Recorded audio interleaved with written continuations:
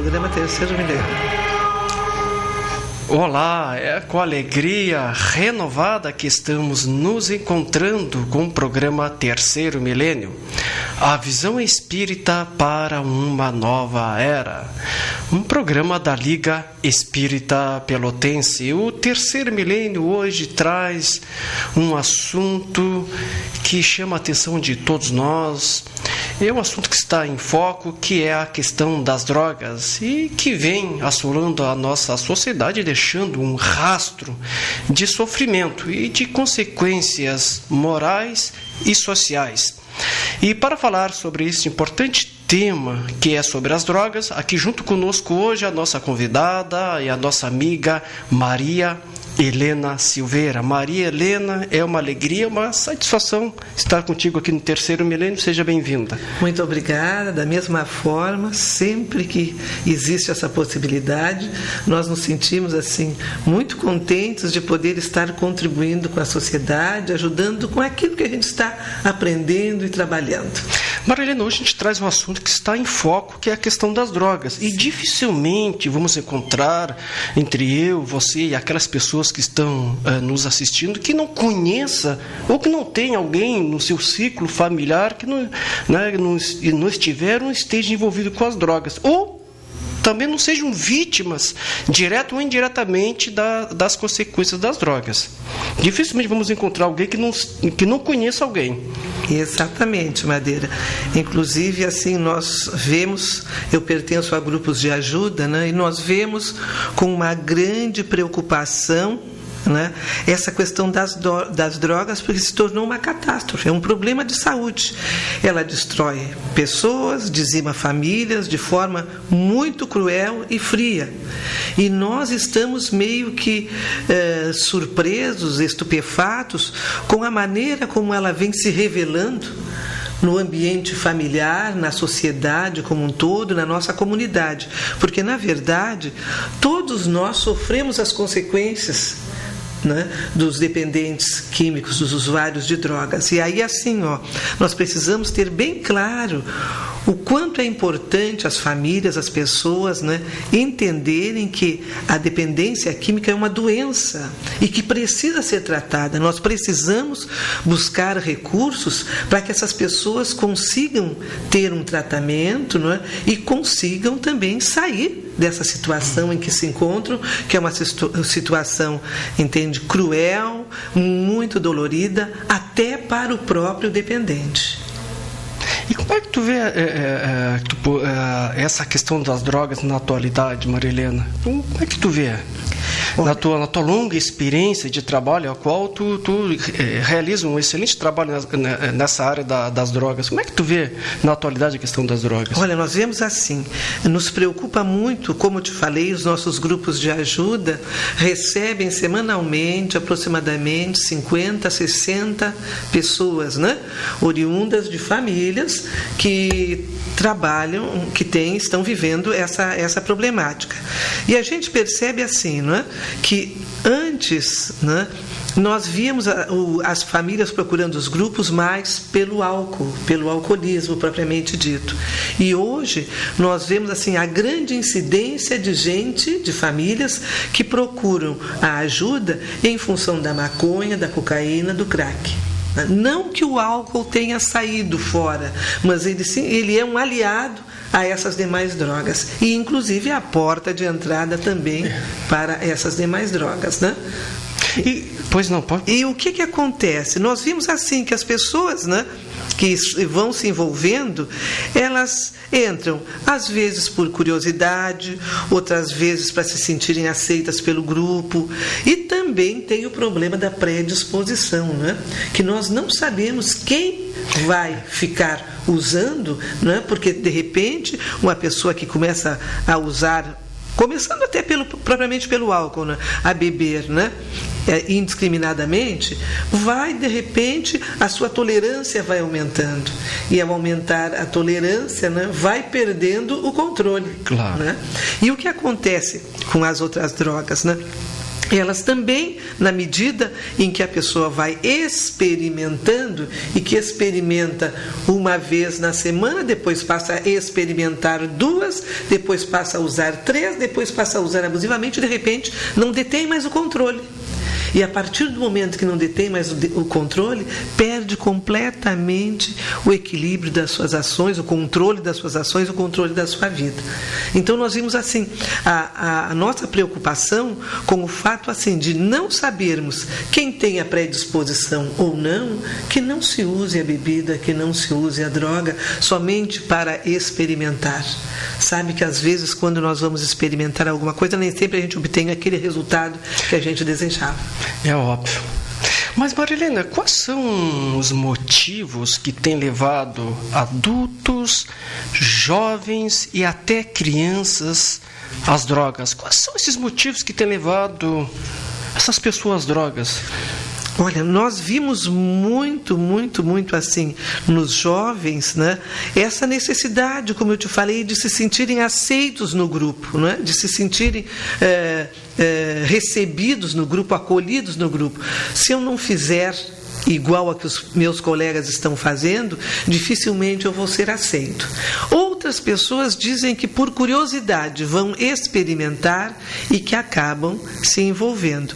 E nós temos também pessoas, né, que vão experimentar uma vez e que vão dizer, não quero mais, não gostei, mas como nós vamos saber quem vai ter, né, essa vontade, essa garra de dizer, olha, não gostei, não quero mais, nunca mais vou usar? A gente até encontra muitas pessoas que dizem isso, mas na sua grande maioria é um risco muito grande. A curiosidade, o experimentar, o fazer parte desses grupos que nos levam a usar qualquer tipo de droga.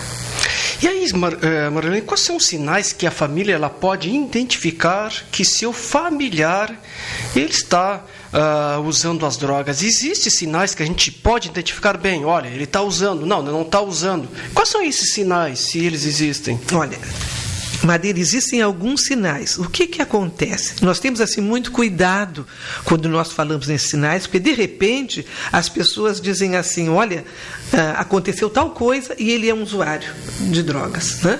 E de repente não é assim. São vários fatores que nos levam a uma observação mais profunda, né? A um olhar mais profundo para que a gente consiga realmente identificar. Alguns sinais, por exemplo, trabalho e estudo desorganizados. Nos jovens, né? A desorganização, a nota baixa, né? O não participar da vida familiar, né? A vida social familiar, quer dizer, sempre não está junto com a sua família. Parceiros que são usuários, é outra coisa, não é? Dificuldade de terminar as coisas que começam. Nós observamos jovens que dizem, não, este ano eu vou estudar, né? Começa lá, não chegou ainda à metade do ano, ele já está desistindo. É verdade. Olha, parei porque não gostei, porque cheguei atrasado, porque não deu. Agora no ano que vem eu começo novamente, tá? Trabalho. Né? Existem pessoas que não param no trabalho, né? Começam o trabalho quando pensas que vão ficar, que vão se firmar naquele trabalho, um mês e meio, 2 meses, desiste. Não deu ponto, eu não me adaptei. Outras vezes a própria empresa demite em função da falta de pontualidade, de assiduidade. A empresa não aceita, porque a pessoa que vai para trabalhar, mas não comparece ao trabalho, ou que sempre chega atrasado, não é aquele operário, aquele empregado que eu preciso ter, né? E que eu quero ter, né? Correto. Então, também, trocar o dia pela noite, né? As pessoas, né, que são usuárias de drogas, normalmente dormem de dia e saem à noite. Elas estão, popularmente falando, são vampiros. São vampiros, popularmente falando. Até porque assim, e inclusive aí é que perdem o convívio familiar, né? Porque a família toda tem o seu horário de trabalho, o horário de almoço, e ele nunca está presente. Consequentemente, ele nunca sai com a família, ele nunca está junto com a família, tá? Também tem, comer muito, o caso de quem usa maconha, ou comer pouco, o caso de quem usa cocaína e crack, né? Emagrecimento, né? Pele serosa, olhos avermelhados, né? Falta de cuidado pessoal, a higiene da pessoa, né? Então, quer dizer, a pontualidade, a assiduidade para as coisas, simplesmente a pessoa que usa drogas, não tem horário. O horário dela é diferente do nosso, né? É diferente do nosso. Então, não há maneira de integrar, de que ele consiga caminhar juntamente com a pessoa, tido entre aspas como normal. Claro. E esses sim seriam assim, uns sinais que a gente pode observar. Alguns sinais que a gente pode... Existem muitos outros, né? Mas esses assim são os básicos, como se diz, né? E quando começa a desaparecer coisa dentro de casa? Além este aí já é mais delicado, né? Também é outro sinal, mas acontece que às vezes as famílias não se dão de conta disso, né? Não se dão de conta, ou então ainda existem as famílias que não querem enxergar. Tem aquelas famílias que não querem enxergar, né? Não querem enxergar. Se está acontecendo uma série de coisas, não, mas ele vai melhorar, isso é coisa da adolescência. Então nós precisamos, justamente o que se fala é na necessidade e importância de as famílias lerem, estudarem, se atualizarem, caminharem junto para poderem perceber as coisas de maneira correta, entende? E estarem, como se diz, em cima do ato nesse momento, entende? Para que possa ajudar o seu familiar. Perfeito, mas aí eu te pergunto, aquele familiar que observou um desses sinais ao qual tu nos colocou, observou, constatou que seu familiar, seu filho, sua filha, esteja envolvido com as drogas, o que os pais ou a família pode fazer para ajudar, né, o seu filho, o seu familiar? O que eles podem fazer? O que eles podem ajudar? Em primeiro lugar, assim, nós precisamos conversar, não é? Nos colocarmos como alguém que quer ajudar. Nos colocarmos como alguém que quer ajudar. Uma das coisas que nós percebemos, às vezes, em algumas famílias, é o fato de quererem saber quem deu a droga, vai ao traficante para ver, tem um termo muito comum, que é bem vulgar, que diz, vamos na boca ver onde é que é. Isso para as famílias é de um risco incrível, né? Nós precisamos salvar o nosso familiar. Deixemos as pessoas que querem continuar e que estão lá naquele trabalho, não vamos nos envolver com eles, porque a repressão não é nossa, né? Não é nossa, a repressão é policial. É policial. A repressão é policial. Nós somos apenas família, somos as famílias que queremos ajudar o nosso familiar. Às vezes tem famílias que dizem assim, conversando, dizem para nós, ele estava usando, eu também vou usar para ver como é que é. Imagina, né?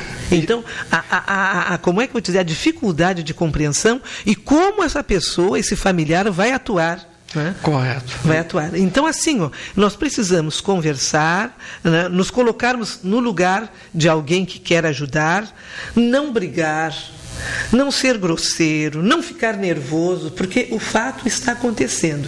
Então agora nós temos de trabalhar para que, com serenidade, né, para que a gente consiga vencer essa dificuldade. Eu vejo assim, partindo por aí que está nos colocando, uma das grandes dificuldades do familiar, muitas vezes, é entender o filho ou a filha que esteja envolvido nas drogas, porque o primeiro impulso é xingar. É falar palavras terríveis, né? Que o primeiro impulso é esse, né? Chamar ele de drogado, de maconheiro, de malandro. Isso. Né? Então, esse talvez seja um dos pontos iniciais, difícil até de ser. É o recurso que a família encontra no primeiro momento, porque é uma decepção muito grande, né? Às vezes não sempre nós apostamos nos nossos filhos, nos maridos, nas esposas, né? Porque aqui, quando se conversa, a gente fala muito nos filhos, mas existe grande quantidade de casais bastante jovens, né, e também de casais mais maduros que têm essa dificuldade, né, pelo alcoolismo, pelo uso da droga, né, até assim nós podemos ver que o trabalho que se faz, né, enquanto grupo de amor exigente, grupo de ajuda lá no Hospital Espírita, nós começamos esse trabalho lá na Clínica Oliver Leite, né? E depois, quando ela encerrou as atividades, nós passamos para o Hospital Espírita. E o que se via? Então, isso é 15 anos, mais ou menos, né? 15, 20 anos quase. E o que a gente observa, né? Que antes era muito álcool e pouquíssima droga. Aparecia maconha, né? Uma cocaína quando eram pessoas de outras cidades, né? E se trabalhava mais em cima do álcool. Hoje não. Hoje são cruzados, né? Usam álcool e usam outras drogas, e a quantidade de alcoolistas propriamente dita é muito pequena diante do grande número de usuários de maconha, cocaína e crack. Tem aumentado, o índice é muito grande. É grande. E vem aumentando isso proporcionalmente? Proporcionalmente. Inclusive, na semana passada, eu assisti a um programa de televisão que dava um índice mundial de 10% de jovens, no caso, envolvidos com álcool. E desses 10% mundial, e desses 10%, 4% tornariam-se dependentes. Nossa. E aí, claro, o que vem? 4% tornando-se dependente de álcool, claro que vai ser dependente cruzado, vai usar outro tipo de droga. Claro, é assustador. É assustador. É muito preocupante. Marilene, falando agora em prevenção, como a família pode trabalhar e ter uma atitude mais adequada na prevenção às drogas? Nesse patamar da prevenção, como a família pode trabalhar e ter essa atitude, mas bem mais adequada para fazer essa prevenção? E que hoje a gente tem visto que temos que conversar com os filhos, é verdade, temos que conversar bastante, mas só conversar basta? Não. Tu sabes que ainda, voltando um pouquinho à pergunta anterior que nós estávamos conversando, eu diria assim, há necessidade de as famílias se prepararem para poder caminhar junto com os filhos, com a sua família. Não somente com os filhos, mas a família como um todo, né? Eu entendo muito bem que o nosso dia a dia, a realidade que a gente vive é de uma correria muito grande, né? Nós temos dificuldades, às vezes até de nos encontrar com os nossos familiares em função dos compromissos de cada um. Mas, de qualquer forma, nós precisamos ser presentes. Como vamos fazer? Cada um, dentro da sua criatividade, vai ter que buscar essa condição. Tu falas uma palavra-chave, a família estar presente. Presente, não é? Uma coisa que é importante, não é? Às vezes as famílias não sabem com quem os filhos saem, onde estão, a que horas vão voltar, com quem vão, com quem não vão. Não é? Isso é uma verdade. Então, quando tu não sabes com quem o teu filho anda, onde ele vai, a que horas ele vai voltar, né? Isso nos mostra uma liberdade muito grande e que às vezes o jovem não sabe usar. Não está preparado para isso. Não está preparado para isso. Para lidar com essa liberdade. Exatamente. Então é bom, é importante, é de bom alvitre, como se diz, né? Que realmente nós saibamos com quem andam nossos filhos. Eu sempre digo que as minhas caminhadas da manhã cedo, agora faz um tempinho que eu não as faço, mas tu passas pela manhã ali na Avenida Bento Gonçalves e tu vês jovens, mas tu vês que são meninas e meninos de 14, 15 anos que estão pela manhã ali na avenida. Como é que vão ir trabalhar? Como é que vão ir estudar? E a nossa família onde está? Pois é, eu estava até pensando, a gente pensa na família, onde está a família nesse momento. Porque hoje nós pensamos que os jovens querem essa liberdade, mas na verdade os jovens querem sim que exista essa preocupação e essa cobrança com relação ao que eles estão fazendo. Né? E há necessidade disso, porque nós precisamos preservar a nossa família. A nossa família é alta e profundamente colaboradora com a sociedade. Com certeza. Nós somos a sociedade. É a célula base da Exatamente. nossa sociedade. E nós precisamos que as nossas famílias, entende, se fortaleçam e se preparem para lutar contra. Porque o outro lado está preparado para lutar. E nós ainda não estamos. Nós temos que nos preparar. Nós temos que nos preparar, né? Então, conversar, ser presente e uma coisa muito importante, ser exemplo. Ser exemplo, não é? A época aquela do faz o que eu digo e não faz o que eu faço já passou, não pode ser para nós. Não dá mais, né? Não dá mais, nós não podemos usar. Isso é de uma outra época em que realmente surtia efeito e assim funcionava. Hoje não dá, né? Ter bem presente os valores éticos, morais e espirituais. Isso é fundamental. Né? Nós precisamos ter ética, nós precisamos ter moral, nós precisamos trabalhar a nossa espiritualidade. Nós somos para isso.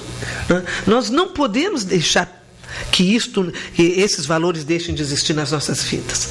Né? E por incrível que pareça, a realidade às vezes nos mostra o contrário. Né?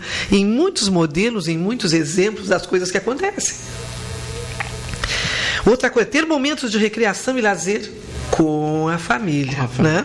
União, isso mostra a união, porque no momento em que eu estou conversando, estou vivenciando com os meus familiares, né, aqueles momentos, existe uma intimidade, uma tranquilidade, uma alegria muito grande. E isso tudo o que faz? Fortalece a nossa união, né, e a nossa vontade de ficarmos junto daquelas pessoas. Entende? Incentivar, estimular, exigir com amor, não é? Fazer valer o papel do pai e da mãe na família. Né? Nós precisamos incentivar os nossos filhos, estimular. Vamos crescer dentro disso, vamos fazer. Que bom, o que é que tu fizeste hoje? Que bom que tu conseguiste tal coisa. Parabéns, isso é muito bom. Aí está interagindo, está vivenciando. Exatamente, ali com os filhos. Não é? Nós estamos, isso é importante. Não basta só estar presente. Não. De corpo. Não. Tem que estar de corpo e de alma, interagindo e vivenciando. E o que acontece? Nós percebemos que algumas famílias terceirizam tudo isso, não é? Leva para o balé, leva para a ginástica, leva para não sei, para tudo quanto é lado. Porque fica um tempo muito grande. Você sai da escola e já vai para a dança, ou vai para o judô, ou vai para... Entende? Vai indo, vai chegar em casa 8 horas, 8h30, já passou o horário do jantar de todo mundo junto. Um está no computador, outro está no jornal, lendo jornal, outro está assistindo televisão, e a família se apartou. Não que isso seja ruim, né? Pode ir para o judô, para estudar de dança, de música, mas que também esteja um momento de interação, de convivermos juntos. Tanto que eu disse, terceirizar. Terceirizar. Nós não podemos terceirizar. Exatamente. Entende? Nós precisamos atuar junto, vivenciar isso junto. É complicado? Nós corremos muito. Eu entendo perfeitamente isso, porque hoje em dia nós corremos, as famílias correm muito, né? São os horários muito puxados, em função do alto custo de vida, né? Às vezes até a gente diz, não, a família precisa comprar uma geladeira daquelas que abre a torneirinha e sai a água, né? Então isso é uma beleza. Mas às vezes nem usa tanto aquilo, né? Porque fica tão fora de casa que nem usa. É um bem que está lá dentro de casa, mas que não usa, né? Compra uma TV de 50 polegadas, acho que tem, já tem 52, né? Mas usa muito pouco, porque não se sentam todos à volta para curtir aquele momento, de poder dizer, olha, que bom que nós podemos comprar aquela TV, vamos todos assistir juntos a tal programa, em família, com uma pipoca, com alguma coisa, e rir e comentar, e poder valorizar. Isto é que é importante. Mas isso fica meio difícil, né? E, fundamentalmente, trabalhar, além dos valores éticos, morais e espirituais, trabalhar a disciplina e os limites. Que é muito importante, a questão da disciplina e dos limites. Exatamente, que tu colocas. Então, quer dizer, são algumas coisas que são importantes e que eu digo assim, essas coisas existem, todos nós sabemos. Não existe ninguém que não saiba. Né? Nós precisamos aprender a colocar em prática. Aplicar aquilo que a gente conhece. Aplicar, exatamente. Isso é muito importante. A parte, por exemplo, da espiritualidade, né? Os valores éticos, morais e espirituais. As pessoas que são usuárias de drogas, que são dependentes químicas, dificilmente, eu ainda não vi alguém que tenha espiritualidade. Porque no momento que tem a espiritualidade, né, o bem penetra e envolve, e a pessoa não tem espaço para, né, poder fazer alguma coisa que venha em seu prejuízo. Porque está tão voltada para as causas do bem, para as causas do amor, para as causas do trabalho, para as causas sociais, né, para essa vivência e convivência, né, que acaba envolvida. Porque a espiritualidade, para mim, eu a considero assim: levanta com a espiritualidade, dorme com a espiritualidade e levanta de novo com ela. Correto. São todos os meus atos e ações do meu dia a dia. É aí que eu me espiritualizo, que eu cresço, que eu aprendo, que eu me envolvo, que eu me emociono, que tenho os meus sentimentos. Né? Isso para mim é que é espiritualidade. E que deveria ser as primeiras lições que deveria receber o filho no lar, seria essa questão da espiritualidade. Fundamental. E esse distanciamento de Deus que tem levado. Exatamente. Porque quando nós temos, entende, a figura divina na nossa vida, com certeza não tem espaço para mais nada. Paralelo, dentro dessa prevenção, no teu entender, como a escola ela pode trabalhar na prevenção às drogas? No teu entender, a escola, como é que ela pode? Bem, assim, como ela pode trabalhar? A escola tem um papel importante, não é? Importante na sociedade. Nós não podemos negar isso, até porque assim, os nossos filhos, os nossos jovens, né, estão na escola um grande período, os jovens já em idade de universidade estão na universidade, né, tem um grande tempo, um grande espaço de tempo em que convivem ali, né? E o que acontece? Nós julgamos que a família precisa se aliar à escola, né? Para que então consigam ter em conjunto, conseguir trabalhar os nossos jovens. Mas o que eu percebo? Um grande distanciamento da família com relação à escola e da escola com relação à família. Entende? E nós precisamos nos unir para isso. Porque nós sabemos, por exemplo, que a escola tem espaços que pode utilizar, não é? Para que os jovens possam, além das atividades de formação, como se diz, né? As atividades sociais e culturais que vão ajudar, né, no crescimento daqueles jovens. Por exemplo, nós vimos as bandas na escola, né? As bandas na escola, o grupo de dança da escola, né? Quer dizer, nós sabemos que eles precisam ter disciplina, precisam ter limite a nível de horário para poderem fazer os ensaios, para poderem se apresentar, né? Exatamente. E uma das coisas que seria importante e que a gente sempre vê, normalmente esses jovens, tu encontra alguns com alguma dificuldade no aprendizado, mas normalmente são jovens que têm uma linha normal de aprendizado, né? Porque eles se dedicam às coisas que eles fazem. Claro. Então, nós assim do Amor Exigente, houve um período em que nós estivemos visitando as escolas a convite das direções e fizemos algum trabalho de prevenção, usando atividades lúdicas, né? Para conseguir assim ver se passávamos alguma coisa no sentido do entendimento. E sabes que o resultado foi interessante e importante, porque nós não tivemos nenhuma dificuldade com os jovens e eles se abriam, sabe, muito conversando e colocando as suas preocupações e dizendo o que achavam, o que pensavam a respeito, nos recebendo assim de uma forma muito carinhosa, muito respeitosa. Foi um trabalho muito bom. E o Centro Espírita, o Centro Espírita também ele pode auxiliar, né, também nessa questão das drogas?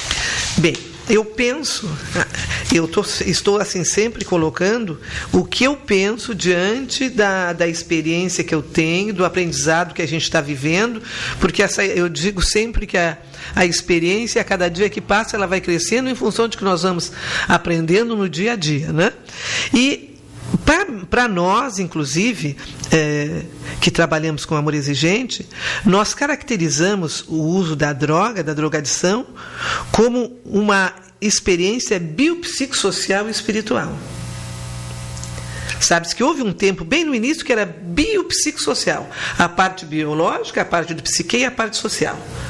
Mas, a partir de uns 10 anos para cá, 10, 12 anos, começou-se a se entender que o espiritual era de grande importância, para não te dizer fundamental, nesse momento. Porque o dependente químico ele está desestruturado, não é? Ele não tem espiritualidade.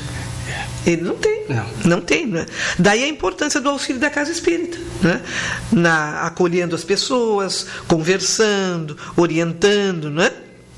Isso é importante. E, neste momento, a Casa Espírita tem esse espaço, né, que pode ajudar essas pessoas, acolhendo, orientando e fortalecendo as pessoas espiritualmente, o lado espiritual. Maria Helena, estamos assim, se aproximando assim do término do nosso programa. Gostaria assim que tu nos deixasse as tuas considerações a respeito desse importante tema que tu nos traz hoje, que é sobre as drogas. Sim, olha. Em primeiro lugar, assim dizer que as famílias precisam estar atentas ao comportamento dos seus familiares. Que estejamos juntos, pois se dermos espaço, esses serão preenchidos com experiências negativas que com certeza nos trarão um grande sofrimento. E nós não podemos, nós precisamos, enquanto famílias, fechar as colunas e trabalhar pelo bem da nossa família, pelo bem dos nossos familiares. E também, não é, dizer dos grupos de ajuda que existem na nossa cidade. Muito importante. Né? Existem os alcoólicos anônimos, não é? Né, que funcionam ali na rua Gonçalves Chaves, próximo ao Instituto de Educação Assis Brasil. Né? Existem os grupos de NA, Narcóticos Anônimos, que funcionam lá na Marechal Deodoro, quase a esquina do Dom Pedro II.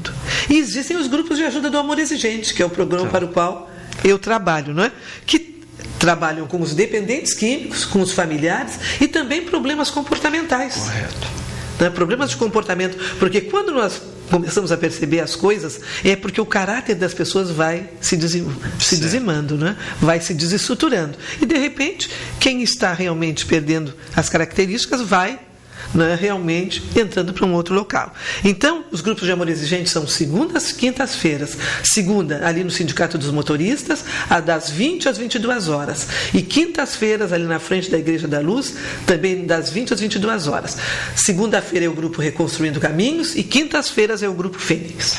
Marilena, gostaríamos assim, de mais tempo, podemos conversar sobre esse assunto, porque ele é um assunto assim, por demais importante, mas por um momento a gente agradece a tua presença aqui e ter trazido grandes esclarecimentos a respeito deste tema. Nosso muito obrigado. Eu é que agradeço a oportunidade, sempre que possível puderem nos chamar, nós estamos aqui para colaborar, esse é um dever de cada um de nós. Que bom, vamos precisar sempre. Muito obrigada. Nós que agradecemos. Lembrando que os nossos programas estão disponíveis nos portais www.tvfergs.org.br, canal 3 e www.leb.org.br/Terceiro Milênio. Acesse um desses portais que você estará assistindo aos nossos programas. O Terceiro Milênio fica por aqui. Nós agradecemos seu carinho, sua atenção, sua audiência. Lembrando que temos um encontro marcado em nosso próximo programa. Nós esperamos por vocês. Desejamos a todos um dia maravilhoso e que todos tenham uma semana repleta de amor, sucesso, saúde e muito trabalho do bem. Fique em paz e que Deus nos abençoe.